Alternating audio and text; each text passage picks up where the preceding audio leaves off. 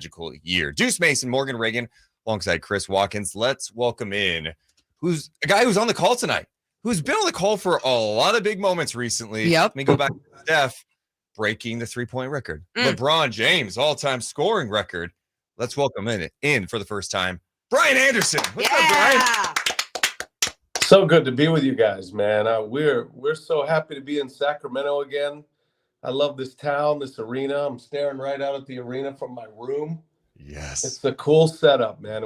I can't wait to show off Sacramento today. We were here earlier in the year, but they keep winning, so we'll keep coming. And De'Aaron's right. When we get to the playoffs, you guys are going to shine brightly, I think. You're giving me chills with playoffs, Kings. It's just something we're not familiar with. And in fact, last time they made the playoffs was 2006. What was Brian Anderson doing in 2006? 2006, I was working for the San Antonio Spurs. Wow. And I was working for Golf Channel. So wow. I did golf tournaments, and I did Spurs television. I was a sideline reporter with the Spurs back then. And that was kind of the last year of the old me. And then 2007, everything changed. I got the Brewers job. I started working for TBS and Turner Sports doing baseball. And so, yeah, that was kind of the last year of an era for Brian Anderson. And that's crazy. That was the last time the Kings made the playoffs. That's how long it's been. Think about everything that's happened in your life, Brian. Yes. It's insane. I know. And I worked with Chris Webber for years too. Yeah. And we used to have a lot of conversations about Sacramento and, obviously covering the Spurs all those years. So I was with the Spurs from 99 to 07, January of 07. So I was there for 4 of the 5 championships, and Sacramento was always relevant. And so, it seems weird that it's been that long, but you guys are going to have a nice long run now. I think you're going to be back for a long time. You got a great team, great coach, great owner, organization, the stadium and the arena, the whole scene down here is really cool.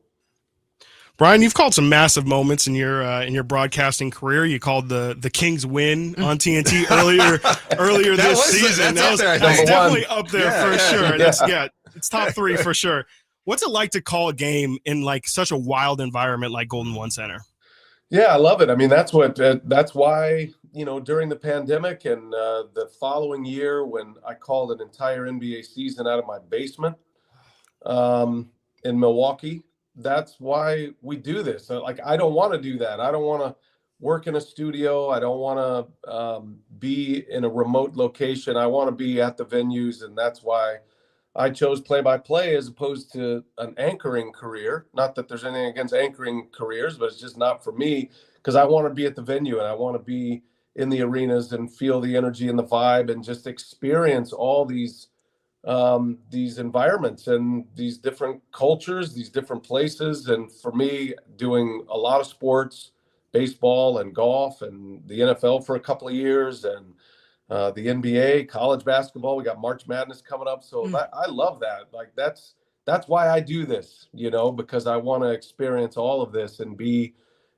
in the pie of wherever we're going to just be able to relate and report what we're seeing and also expose fans who are watching what this market's all about. I came from a small market. I was in San Antonio for years. And so I really appreciate the small market vibe and those that are ignored. And I was part of that organization that was ignored for a long time until they started winning championships. So I'm all about it. And teams and markets and communities that finally get the spotlight. That's what I love more than anything doing this job. And, you talk about the different markets, the different communities, the different environments that you get to be in, and going back to just what Golden One Center has really built, they've got the beam now. And I am going to ask you, what are you most looking forward to tonight? You can say the beam, but is there anything else on the floor that you're looking forward to tonight? Well, the beam is really cool. That's one of the it's one of the really cool stories of the NBA this year, and learning about the beam last time we were here and how that all has taken off. But I do love the fact that, here's the way I see it. When we do games and you do games and we do games in every market, obviously, but when we come to Sacramento, Oklahoma City is very similar. the Garden, the Knicks fans are that way. But, you know, when you hear reactions on specific plays throughout the game, just basketball plays, great plays, you hear the oohs and the ahs, or even a hard screen, you know, the fans are into it. So it does have a little bit of that college feel, that I would say NCAA tournament feel, that every play matters, possession matters. It doesn't, don't get me wrong. But when you're in that arena, that experience matters, and you're there living and breathing the whole thing. And I think Kings fans, they're electric, and I love that vibe here and the way they react, and it helps you as a broadcaster because you're reacting that way too. And so, for example, like one of my favorite things you guys do is when Keegan Murray makes a shot or a three-pointer. Yes. And so, you know, I covered Keegan quite a bit in the Big Ten, and we had him in the NCAA tournament. I'm in Big Ten country there in Milwaukee, and I had a lot of Iowa games. I know that program very well. And so to see Keegan as a rookie get this from, you know, his professional career already, it's really inspiring and incredible. I can imagine like the energy he must feel when he hears his last name just cascading back over him. That must be an amazing thing to hear every night. You know, rock stars, that's an adrenaline rush. They get that, but I don't know many rookies that are getting that kind of instant feedback after a made basket. So that's just one example of something that I really enjoy about this market. Yeah, we were talking to Keegan's mom at a game a couple months back, and she remembered the first time she heard that, and it brought her to tears. She was just so happy that her son was receiving that type of love, especially like, you know, he had been around Chris for so long, twins together. Yes. Now he's away from home. So to get that kind of home love from his new home was pretty cool. It was huge. But also, you know, Brian, you're watching obviously so much basketball, and you're seeing all these rookies. Keegan Murray not only deserves to have that chant. What have you liked about Keegan's game so far this season? Yeah, I mean, and I can tell you, Keegan, it's a lot more comfortable for him to hear fans chant his last name than Fran McCaffrey. Believe me. Fran is intense. Mount Fran is, you know, that's, but, you know, he's a great coach and a good friend of mine. But, you know, I love the fact that he and Herder, you know, they're a perfect fit for me, the sharpshooters. I think the Kings will play a lot better defense when you get into the playoffs. It just kind of leads to that. You can empty out the tank, if you will, and so that's going to help them too. And you know, they've been remarkably healthy. But Keegan's really expanded his game. Davion Mitchell's expanded his game too. You know, this is another guy that we watched quite a bit. We had Baylor all through their run. My crew did in the NCAA tournament when they won the national championship, and I wasn't sure what kind of pro he'd be. I knew he'd be a great defender right away on the perimeter, but I didn't know he'd be this kind of shooter. And, you know, to his credit, he's turned his game. And I think that culture is in place here where everybody's improving. And, you know, I saw the same thing in San Antonio. We've seen that with the Warriors. You know, everybody just gets better, and the environment makes them better. Their coaching makes them better, but the players deserve a lot of credit too. So I would put Keegan in that category of, there's a lot of things that he needed to do better. He can't be a liability defensively. He can't be a target every possession. And this is the next wave of what Kings fans who have missed playoffs for a long time, when you get in the playoffs and you get into a series, you will instantly find out who the targets are. And Nikola Jokic went through that. I mean, they went at him every possession in the postseason those first couple of years. And so you have to be able to hold your ground on some level. Otherwise, you're going to be run off the floor. So the fact that, you know, you'll get these layers of improvement. Keegan certainly has improved his game, and then the confidence to shoot. Now, those rims get really tight in the playoffs. Really tight.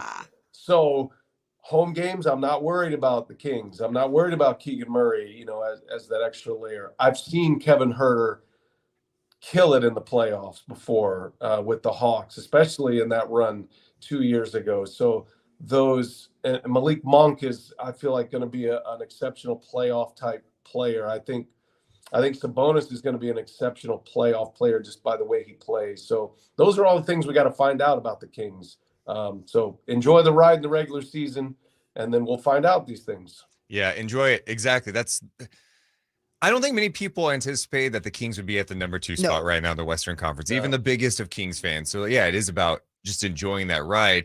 The Kings offense has been outrageous this year, but offense around the league is insane. We're seeing all these 40-point games, 50-point games this year. We saw the game the other day, or the other on Sunday, where you had 18 players score 30 or more in a game.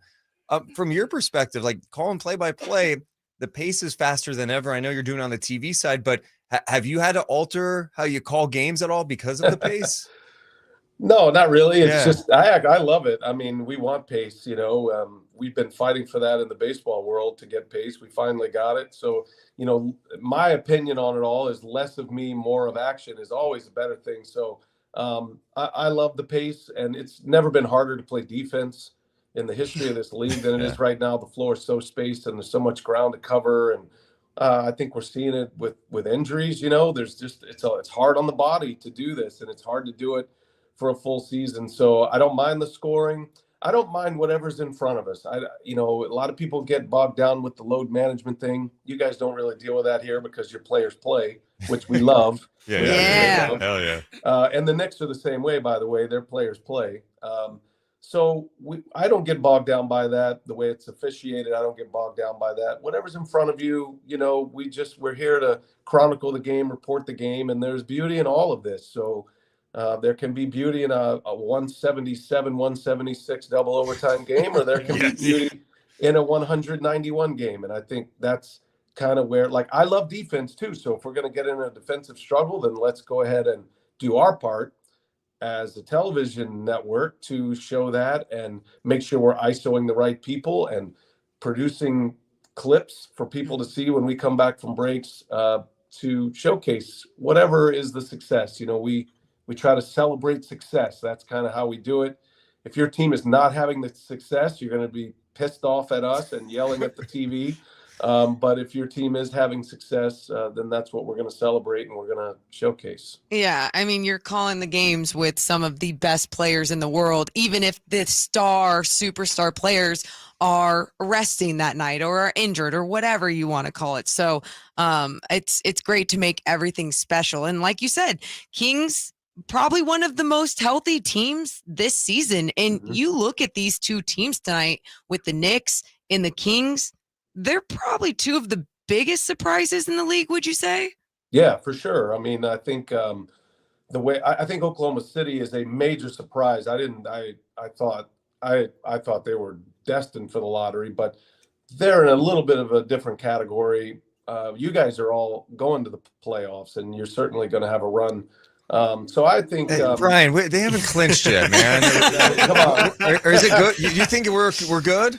You got a 17-game losing streak ahead of you. Is that the fear right now? No. You're right. Hey, it's 16 years of damage here, Brian. Yeah, I know. I think I do love the way you guys have set yourself up. For us, it's one of the more entertaining teams to cover, talk about, think about.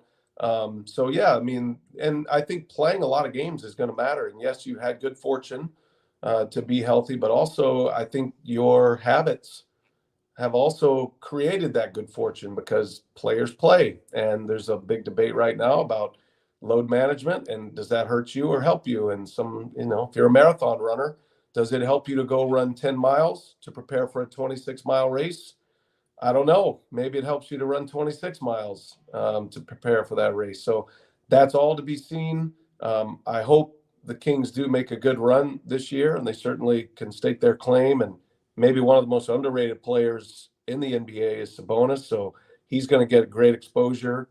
But yeah, the Knicks and the Kings are definitely two of the biggest surprises, even just with win percentage where they were last year, and doing it in very different ways too. The Kings are up and down, high paced, a lot of passes. The Knicks are straight up ISO ball, old school. They don't shoot it well, but they're a highly efficient offensive team, believe it or not, which is a weird combination to be a poor shooting team, but a high offensive rating team. They get a lot of second chance points and they control the ball, so we'll see two different ways that are having great success, and it'll be a good little test tonight and a fun game for us for sure. Yeah, it's going to be a really interesting game. Before we let you go, when did you get into town? Were you able to go to Kings practice yesterday? Get No, the we vibes? don't do that, man. We had a game Tuesday. That's right. We were in LA. Our reporter Stephanie Reddy, who's fantastic. Yes, she'll kind of cover. We're divide and conquer mode, so she'll kind of cover all the news from practice and the day, and then we show up we got it easy. We just show up and call the game. And by the way, I want to commend you guys before we go away. So I don't know you guys at all, and I didn't know your background at all, but I'm watching my buddy who I've mentored, this young guy named Jacob Toby. Love Jacob Toby. Great guy. Let me tell you something. You guys impressed me beyond belief. I watched probably 4 of those G League showcase games, and I'm saying, who's this woman with Jacob, and who's this sideline guy? You guys just because I did minor league baseball for 9 years. Yeah. Small college basketball. And and if your bosses are listening, I hope I would sign you guys up for as long as you want. Oh my! Because you can't fake joy very often. And when you're going into a G League setting and you're going into that environment, and you guys just broadcasted the game with such knowledge and joy, I was blown away by that. And wow, congratulations on being that way. I know you guys are celebrities here in Sacramento, but I had never seen you before. And I asked Jacob right away, I said, who are those 2 people? Because that's how Jacob, I was telling him, that's how you need to approach everything you do that way. Like whether it's a G League game, whether it's an NBA game, whatever you're doing, your talk show, if you can show up with great content, great knowledge, and don't take yourself so seriously, and then show up with joy every day, you guys have won already. So kudos to you. You're doing a great service for your fans here. Well, Brian, I'm not speechless very often, but I seriously, I really appreciate you saying that. That means the world. And I mean, we love this business. I love calling games. My approach with the G League, I know more in the same way, is like, I don't care if there's no one's listening. There could be a family member watching. There could be someone. I love calling basketball games. I love being around the sport, and that's how our approach is. Thank you so much for the high praise. That's and now amazing. I will be clipping that and sending that to my NBC bosses. So thank you. Yeah, I mean, like that's contract talk right there, but it's the truth, and you guys deserve it, and that's why I wanted to come on your show today, because I do remember watching these G League showcase games, and that's kind of where I found something. You guys are special. There's not many people doing what you're doing with this level of content and joy, like I said, and I think that's important. And so, yes, it's a small market. You might feel invisible at times, but you're not. People are watching, and people are recognizing what you're doing. And congratulations on your success. Your phone will be ringing, I'm sure. Oh my gosh. Brian, you're about to make me I'm gonna cry. I'm gonna cry for you guys. Brian, thank you so much, man. And actually, we won't be at the game tonight because we actually have a G League game tonight. The Stockton Kings and the Westchester Knicks. They're playing just down the road in Stockton. But we'll definitely be catching up on the game after. Can't wait to hear your call with Stan Van Gundy, Stephanie Reddy. Appreciate you so much. And seriously, what you just said means the world. And thank you so much for even taking the time to watch that. Even what you do for Jacob, who we got the chance to meet. Oh my gosh. I mean, he speaks very highly of you, and the fact that you take time out of your schedule to not only come on with us, but like mentor him and to watch and give feedback. That goes a long way for people. So thank you so much. He's a great one. He's a good one to follow. You guys make a great team. He's a great musician too. You ought to hear him. He's told us. Sing. He's legit. Yeah. He actually tried out for American Idol. I mean, he's like a next level singer and talented. Guitarist. We're going to have him on the show when the Nuggets are just even when we're talking some NBA and playoffs. I think we're going to have him on the show, and maybe we'll make him sing a little tune. Yes. Oh, he'll do it in a sec. He's not afraid. There's plenty of confidence there. So good. Yeah. Put him on the spot. Great to be with you guys. Thank you so much. Brian. Okay. All right. We'll talk to you soon. Wow. Brian Anderson. Man. Morgan, I think Morgan's really crying. That was really nice. It was, she's really Morgan. It's okay. This is when Morgan's in a different mind space right now. It's just tired. It's so tired. It's just this is hitting her completely different. Anyway, he also had some good things.